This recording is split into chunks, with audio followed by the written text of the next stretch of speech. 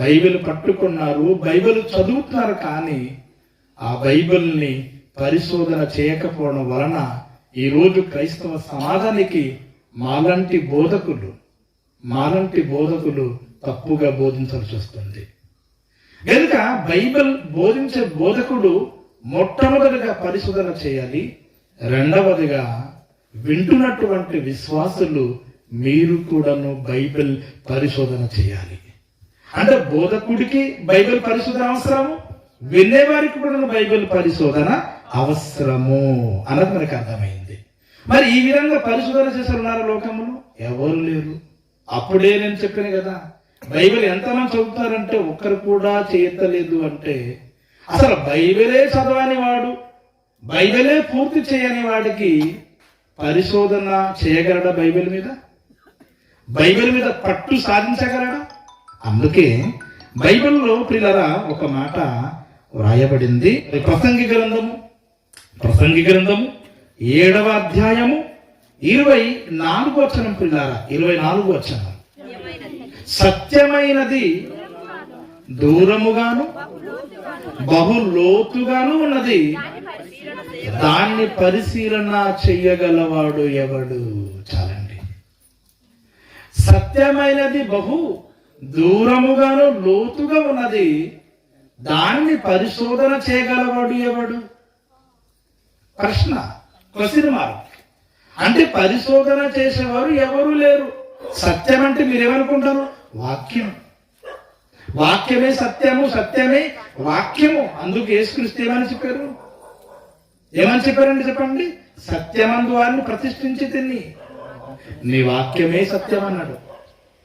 కనుక వాక్యం ఆదికాండం మొదలుకొని ప్రకటన గ్రంథం వరకు వాక్యం.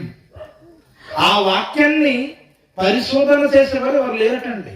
ఎందుకు అంటే సత్యమైనది బహు దూరంగా ఉంది, సత్యమైనది చాలా లోతుగా ఉంది. ఇక్కడ రెండు విషయాలు కనబడుతున్నాయి. వాక్యము చాలా దూరంగా ఉంది, సత్యమైనది బాగా లోతుగా ఉంది. అంటే మనకేమర్థమవుతుంది? ఏదో నువ్వు న్యూస్ పేపర్ చదివినట్లుగా చదివితే అర్థమయ్యేటువంటిది బైబిల్ కాదు. గ్రంథాలయంలో వెళ్ళి పుస్తకాలు చదివినట్లుగా చదివేస్తే బైబిల్ అర్థమయ్యేటువంటిది కాదు. బైబిల్ వాక్యము చాలా దూరంగా ఉంది, సత్యమైనది. నీవు అర్థం చేసుకోవాలంటే, నీవు దాని ఒక అర్థం తెలుసుకోవాలంటే బైబిల్ నీవు పరిశోధన చేయాలి. ఎంత దూరం ఉంటుంది నిజంగా, ఎంత దూరం దేవుని యొక్క వాక్యం ఉంటుంది అని ఆలోచిస్తే బైబిల్ ఒక సందర్భం మనకు చూపిస్తాను. లూకాసు వార్త 11వ అధ్యాయము 31వ వచనం పిల్లారా. ఆ దక్షిణ దేశపు రాణి విమర్శ కాలమున ఈ తరము వారితో కూడా లేచి వారి మీద నేర స్థాపన చేయుచున్నది. ఆమె సొలొమోను జ్ఞానం వినుటకు సింపుల్ గా చెప్తాను, బోధి గంతముల నుండి వచ్చెను. ప్రియులారా, సొలొమోను దగ్గర జ్ఞానం వినడానికి, సొలొమోను దగ్గర జ్ఞానం నేర్చుకోవడానికి సేబా దేశపు రాణిటండి బోధి గంతముల నుండి వచ్చిందటండి.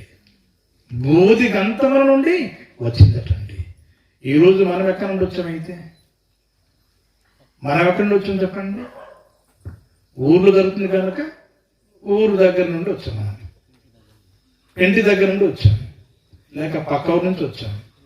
రెండు దూరం నుండి ఎవరిని వచ్చారున్నారా? ఎవరారండి. సదుపాయాలు కావాలి, వాళ్ళకి అనుకూలం ఉండాలి, సమయం ఉండాలి.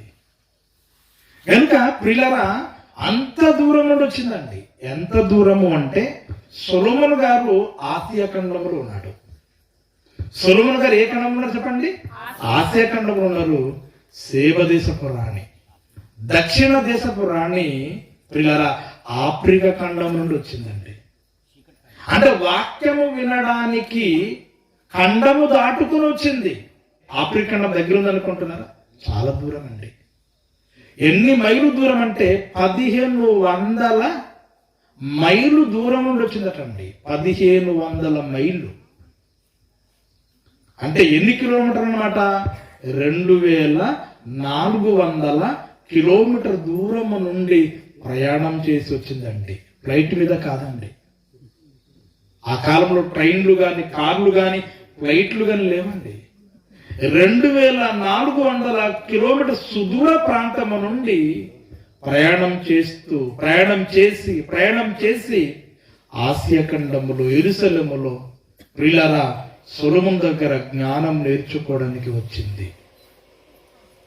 ఎందుకంటే జ్ఞానం ఎక్కడ ఉంది చెప్పండి? సొలొమోను దగ్గర ఉంది. దేవుడు సొలొమోను జ్ఞానం ఇచ్చాడు. అందుకే కొన్ని 100,000 కిలోమీటర్ ప్రయాణం చేసి సుదూర ప్రాంతం నుండి సొలొమోను దగ్గర జ్ఞానం నేర్చుకోవడానికి వచ్చింది. సత్యమైనది ప్రియులారా చాలా దూరంగా ఉందండి.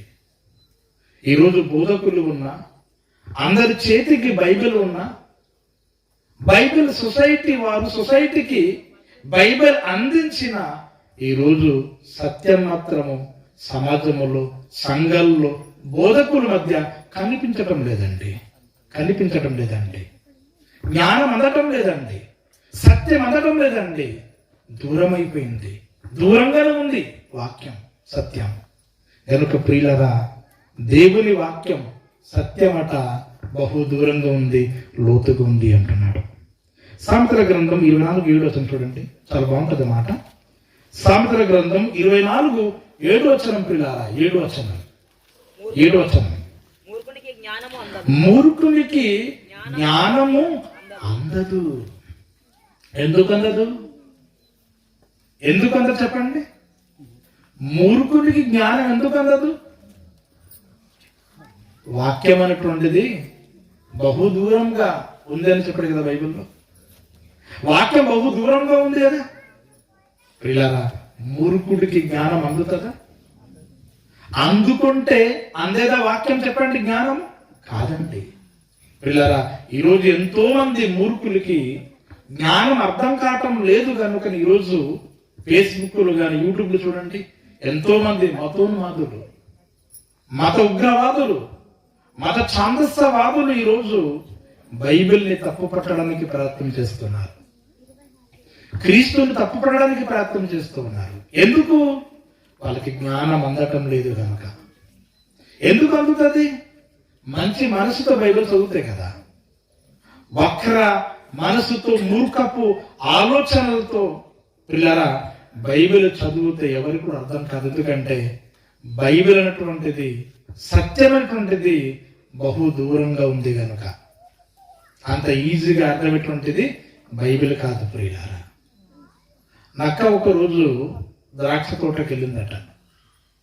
నక్క ద్రాక్ష తోటకి వెళ్ళి ద్రాక్ష పళ్ళు అందుకుంటుంది. ఎన్నిసార్లు గెంతినా ద్రాక్ష పళ్ళు అందుకోలేకపోతుంది. ఎందుకంటే చాలా హైట్ గా ఉన్నాయి.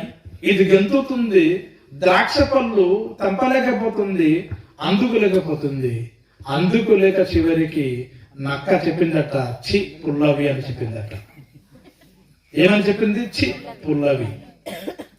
ద్రాక్ష పళ్ళు పుల్లవి అని చి అని వెళ్ళిపోయిందట. కనుక వాక్యం అందని మూర్ఖుడు పిల్లరా బైబిల్ తప్పు పడతాడు. బూతి పుస్తకం అంటాడు, చీ పుస్తకం అంటాడు. అవును కదా? అది కల్పిత గ్రంథం అంటాడు. ఎందుకు? అర్థం కావట్లేదు కనుక. ఎందుకంటే నక్క. అవును కదా? ఇతను ఎవరు చెప్పండి? నక్క. ఈ నక్కకి వాక్యం అందటం లేదు కనుక బైబిల్ ఏమైపోయింది? బూతి పుస్తకం, కల్పిత పుస్తకం. కనుక ప్రియమైనటువంటి దేవుని వల్లరా సత్యము బహు దూరంగా ఉంది.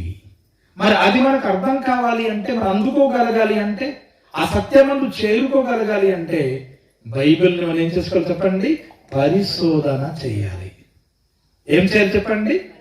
పరిశోధన చేయాలి. చదవడం వేరు, పరిశోధన చేయడం వేరు.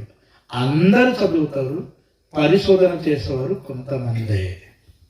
ఎవరైతే చదివి పరిశోధన చేస్తారో వాళ్ళకి అర్థమవుతుంది, చదివే వాళ్ళకి మాత్రము అర్థం కాదు. 100 సార్లు కాదు, 1000 సార్లు బైబిల్ కంప్లీట్ గా చదివినా నీకు అర్థం కాదు. పరిశోధన చేస్తేనే అర్థమవుతుంది. ఇకపోతే పిల్లరా మరొక మాట మీకు చూపిస్తాను. కీర్తన గ్రంథం 10 అధ్యాయము 5వ వచనం చదవండి పిల్లరా. 5వ వచనం ముగించేస్తాను. కీర్తన గ్రంథము 10 అధ్యాయం 5వ వచనం. వారు ఎల్లప్పుడూ భయము మానుకొని ఏంటండి ప్రవర్తిస్తారు. నీ న్యాయ విధులు ఉన్నతమైనవి, వారి దృష్టికి అందకుండును. చూసారండి ఏమని రాయబడింది? నీ న్యాయ విధులు ఉన్నతమైనవి, చాలా శ్రేష్టమైనవి, చాలా విలువైనటువంటివి. వెళ్ళిపోతానంటే వెళ్ళిపోయే స్థలంలో లేదు, చాలా ఉన్నతమైనవి గనుక వారి దృష్టికి అవి అందవు. ఎవరి దృష్టికి? ఆ మూర్ఖుల దృష్టికి, చెడిపోయినటువంటి వారి మనసులకు దేవుని న్యాయ విధులు, దేవుని వాక్యము, సత్యము వారికి అందదు. ఎందుకంటే సత్యమైనవి బహు దూరంగా ఉన్నాయి కనుక మూర్ఖులకు, చెడిపోయినటువంటి వారికి, వక్ర బుద్ధి కలిగినటువంటి వారికి వాక్యం అనేటువంటిది అందదు. ప్రియులారా, ఈ మధ్యకాలంలో మనం చూస్తున్నాం కదా సోషల్ మీడియాలో. కరుణాకర్ అనేసి ఒకడు ఉన్నాడు, మతోన్మాది. లలిత్ కుమార్ అని ఒక మతోన్మాది ఉన్నాడు. హమారా ప్రసాద్ అంటే మతోన్మాది ఉన్నారు. వీళ్ళందరూ కూడా ఒకనప్పుడు క్రైస్తవులే, క్రైస్తవ కుటుంబంలో పుట్టిన వారే. కానీ ఈరోజు బైబిల్ని విడిచిపెట్టి, సంఘాన్ని విడిచిపెట్టి, వారి కాపర్లను విడిచిపెట్టి, క్రైస్తవ సమాజాన్ని విడిచిపెట్టి హైందులుగా మారి ఈరోజు బైబిల్ తప్పు పట్టడానికి ప్రయత్నం చేస్తూ ఉన్నారు. కానీ పిల్లరా, క్రైస్తవ్యం ఏదైనా తగ్గుతుందా? క్రైస్తవం తగ్గుతుందా చెప్పండి? తగ్గదు. వాళ్ళు ఎందుకలా మారిపోయారు? మూర్ఖులు. వాళ్ళు ఎందుకలా మారిపోయారు? వాక్యం అర్థం కాక. మంచి బుద్ధితో, మంచి ఆలోచనతో చదివి ఉంటే బైబిల్ వాక్యం అర్థమయ్యేది. అర్థం కాక క్రైస్తవాన్ని విడిచిపెట్టి హైందవ్యములు చేరి పిల్లలు ఈరోజు బైబిల్ని, క్రీస్తుని తప్పు పట్టడానికి ప్రయత్నం చేస్తూ ఉన్నారు. కానీ అది వారికి సాధ్యం కాదు. దేవునికి విరుద్ధమైన ఆలోచన నిలవదు, అది పతనమైపోద్ది, అది పడిపోద్ది. కనుక ప్రియులారా, దేవుని యొక్క న్యాయ విధులు ఉన్నతమైనవి. అవి వారి దృష్టికి అంత ఈజీగా, అంత సింపుల్గా అందవు. మనకు అందాలి అంటే మంచి మనసుతో, పరిశుద్ధాత్మ సహాయంతో, ప్రార్థనతో మనం బైబిల్ పరిశోధనాత్మకంగా చదివినట్లయితే దేవుని మహాజ్ఞానం ఖచ్చితంగా మనకు అర్థం అవడానికి అవకాశం ఉంటుంది. చాలా మంది ఏంటంటే పిల్లరా, బైబిల్ అలా చదువుతుంటారు, అర్థమైనవి మాత్రమే చదువుతారు, అర్థమైన మాత్రం వాక్యం బోధించేస్తారు. అర్థం కాని సంగతులు దాని జోలికి వెళ్ళరు. ఎప్పుడు దాని జోలికి అంటే కష్టమైన వాటి జోలికి వెళ్ళరు, సులభమైన వాటి జోలికి వెళ్తారు. అంటే సులభమైనవి నీకు కావాలా? కష్టమైనవి వద్దా నీకు? సులభమైనది నీకు కావాలి, కష్టమైనది కూడాను మర్మములతో గూఢమైన సంగతి కూడా నీకు కావాలి. అసలు ఇంతకి సులభమైనవి అర్థం చేసుకొని బోధించేవాడు గొప్పవాడా? కష్టమైనవి కూడాను ఛేదించి అర్థము చేసుకొని సంఘములో బోధించేవాడు గొప్పవాడని ఆలోచిస్తే, కఠినమైనవి, గూఢార్థమైనవి ఎవరైతే అర్థం చేసుకుంటారో వారి గొప్పవాళ్ళండి. అది నేను చెప్పిన మాట కాదు, బైబిల్ చెప్తుంది. సామెతల గ్రంథం 25వ అధ్యాయము 27వ వచనం. సామెతల గ్రంథము 25వ అధ్యాయము 27వ వచనం పిల్లారా, 27వ వచనం. ఆ తేనె అధికముగా ఆ తాగుట మంచిది కాదు. ఏంటంటే దుర్లాభమైన సంగతి పరిశీలన చేయుట ఘనతకు కారణం. ఈరోజు చక్కటి టైటిల్ పెట్టరండి జాన్ గారు, జాన్ వెస్లీ గారు. ఏ టైటిల్ చెప్పండి? టైటిల్ పేరు చెప్పండి. పరిశీలనతో పరలోకము సాధ్యమా? దుర్లభమైన అంటే చెప్పండి. చెప్పండి, దుర్లభమైనవి చెప్పండి, కష్టమైనవి, కఠినమైనవి, కష్టమైనవి, గూఢమైనవి, గ్రహింప సత్యము కానివి, మర్మమైనవి, మన ఊహకు మన తలంపుకు అందనంత చాలా ఉన్నతమైనటువంటి వాటిని ఎవరైతే మనసు పెట్టి సమయాన్ని వెచ్చించి పిల్లరా ఎవరైతే పరిశీలన చేస్తారో అలాంటి వారు ఘనతకు కారణమవుతారటండి. ఏమవుతారు చెప్పండి? ఘనతకు